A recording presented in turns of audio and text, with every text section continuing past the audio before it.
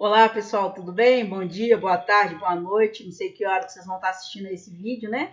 Pessoal, estamos aqui hoje para a nossa aula de número 6, onde eu trouxe para vocês aqui algumas aplicações práticas da densidade, tá? Nessa mini aula de hoje a gente vai ver aqui como que a densidade é um conceito que está presente em situações muito simples do nosso dia a dia, tá? Trouxe algumas curiosidades, né? E hoje, basicamente, algumas das coisas que nós vamos ver aqui é a explicação do porquê que o navio, mesmo sendo tão pesado, ele não afunda, né? O que torna possível a navegação no navio. Vamos ver também um mecanismo pelo qual o submarino ele consegue ficar na superfície da água, mas ele consegue também afundar. E vamos ver também, né? É um teste bem simples que a gente pode utilizar para poder identificar, para poder avaliar a qualidade do ovo, né? Verificar se o ovo está próprio para o consumo, que é com base na densidade. Essa e algumas outras curiosidades a gente vai estar vendo nessa mini aula de hoje. Espero que vocês gostem, né, do conteúdo e espero que esse material auxilie no estudo de vocês. Bora lá então?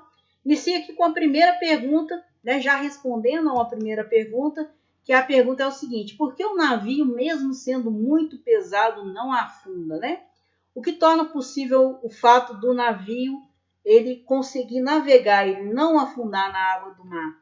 Bom, a resposta é com base na densidade, tá, pessoal? Um navio como é esse daqui, ele tem um porte muito grande, né? Chega a ser maior do que muitos prédios e ele apresenta uma massa muito grande.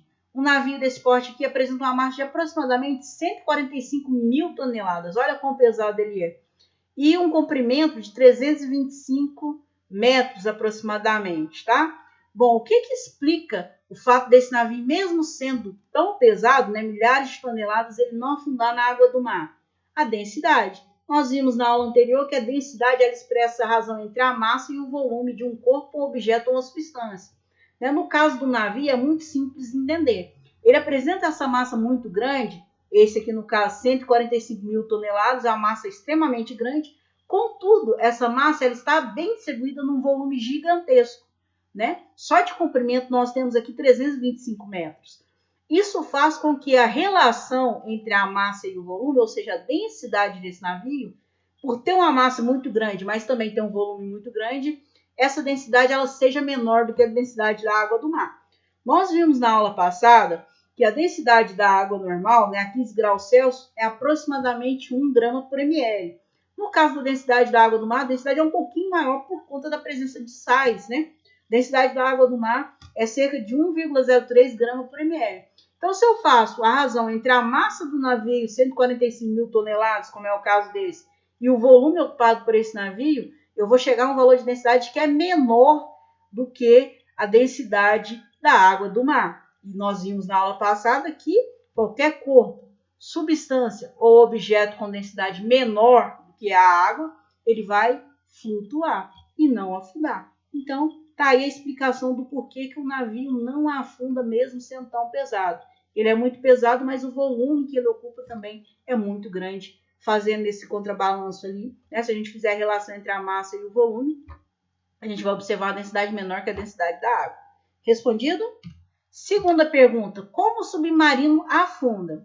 O submarino ele é um dispositivo, né, que ele pode ficar tanto na superfície da água, ou seja, ele pode flutuar, como ele pode também afundar, né, submergir ou emergir, tá? Como que o submarino afunda, né?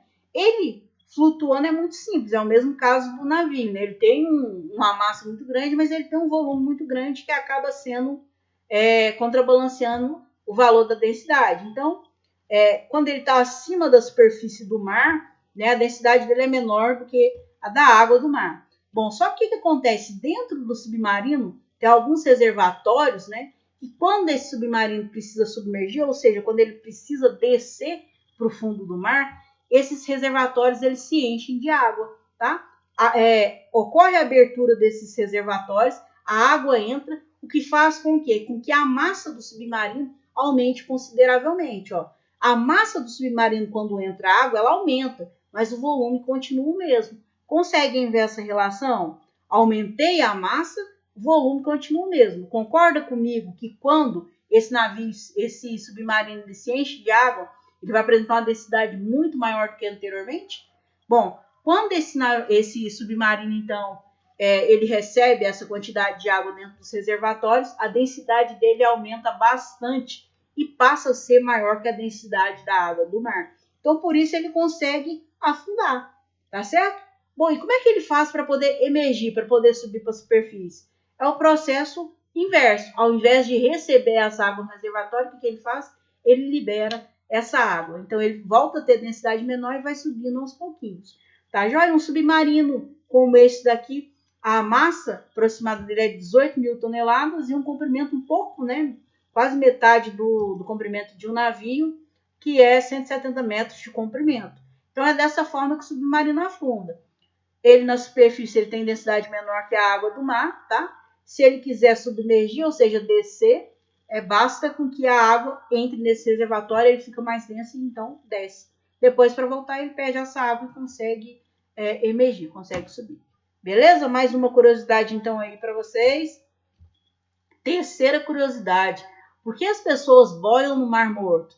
Vocês com certeza já devem ter ouvido falar no Mar Morto, né? O Mar Morto é o mar que tem em algumas regiões, né? Principalmente Israel, algumas regiões lá do Oriente Médio, né? E ele é um mar que ele é muito famoso pelo fato dele ter uma quantidade de sal, né? Muito maior do que os outros mares no planeta, tá?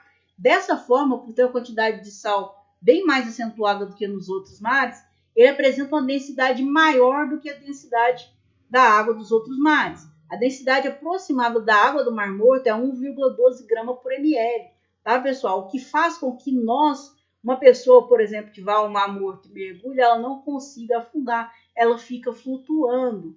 Por quê? Porque nesse caso aqui, como a densidade da água do Mar Morto, a densidade é muito grande, acaba que nossa densidade é menor do que a densidade observada para a água. Então, a gente viu densidade menor do que a da água, flutua, densidade maior afunda. Então, no Mar Morto, as pessoas ficam literalmente boiando, né? Por conta dessa densidade maior que o normal, por conta dessa quantidade acentuada de sal que esse mar apresenta, tá? Então, tá aí uma curiosidade sobre o Mar Morto, né? As pessoas boiam porque a densidade da água do Mar Morto ela é muito maior do que a densidade da água dos outros mares. Beleza? Mais uma curiosidade, então.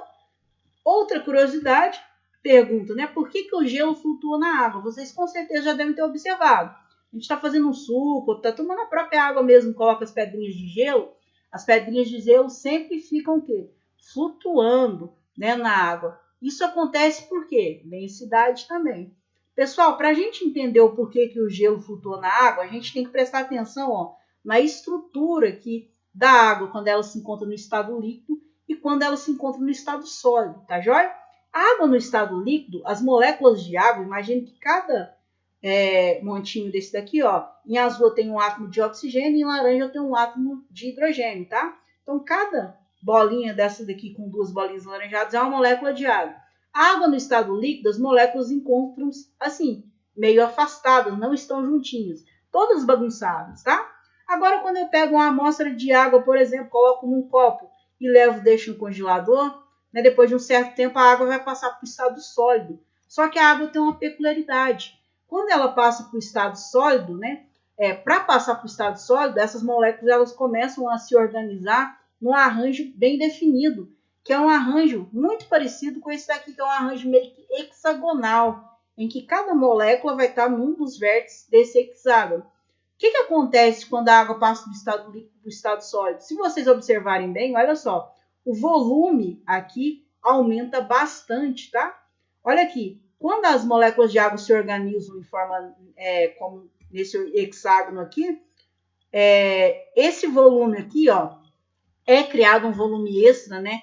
Aqui no meio da estrutura, que o aumento desse volume acaba fazendo com que a densidade diminua. A gente viu que densidade é igual a massa sobre volume. Se eu aumento o volume, então eu diminuo a densidade. Então está aqui a justificativa. A água líquida, as moléculas estão assim, densidade 1.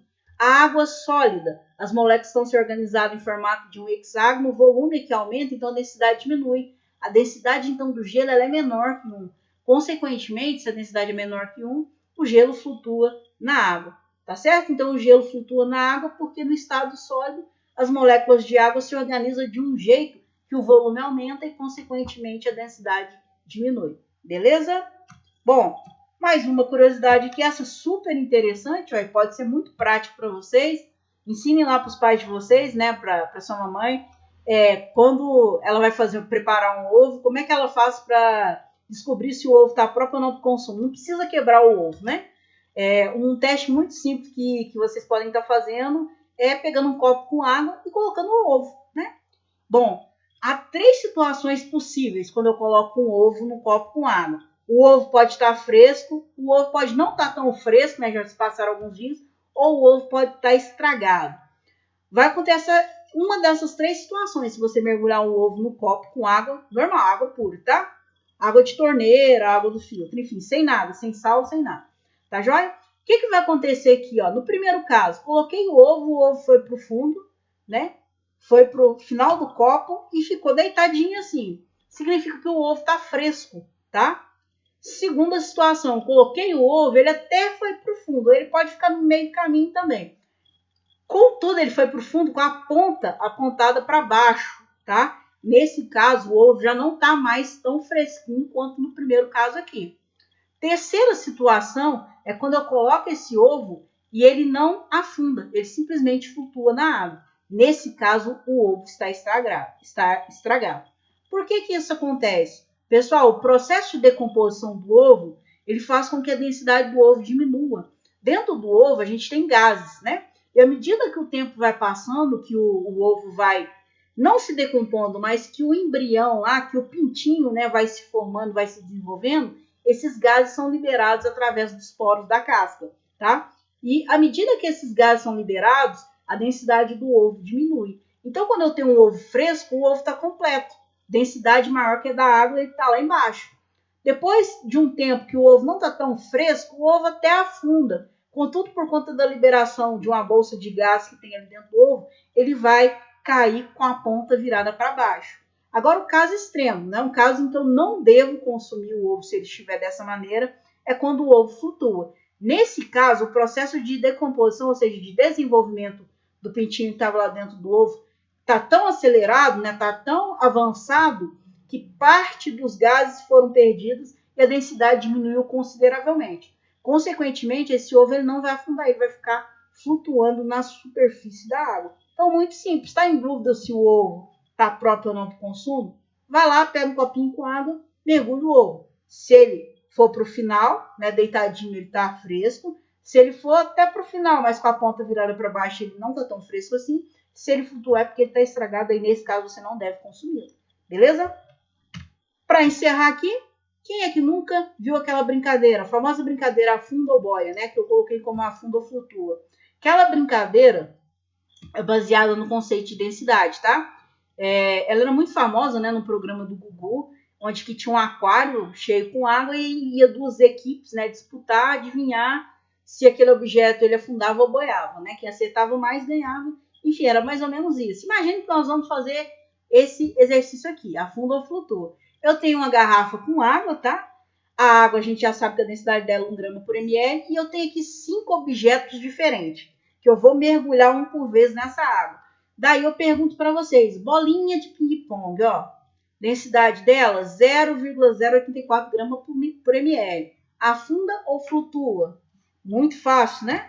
Flutua. A densidade dela é muito menor do que a densidade da água. Se é menos denso que a água, flutua. Se é mais denso, afunda.